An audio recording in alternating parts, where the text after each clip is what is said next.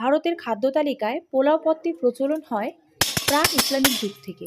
অবশ্য এটির নাম ছিল পিলাফ, যার উৎস হলো সংস্কৃত শব্দ পুলাকা থেকে, যা ধীরে ধীরে ভারতবর্ষের বিভিন্ন প্রান্তে, মূলত পূর্ব ভারত ও উত্তর ভারতে হরেক রকম স্বাদে সমাদৃত। যেমন লখনৌ স্টাইল আখনি পোলাও বা আবাদি পোলাও, পূর্ববঙ্গের মোরগ পোলাও বা ওড়িশার জগন্নাথ দেবের ভোগে নিবেদিত কণিকা ভোগ।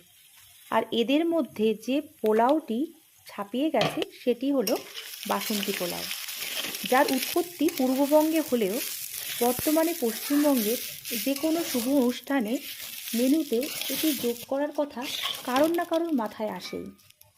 আমি অবশ্য এই বাসন্তী পোলাওটিকে আরও রাজকীয় করার চেষ্টা করেছি, তবে দেখিনি আমি কীভাবে করেছি।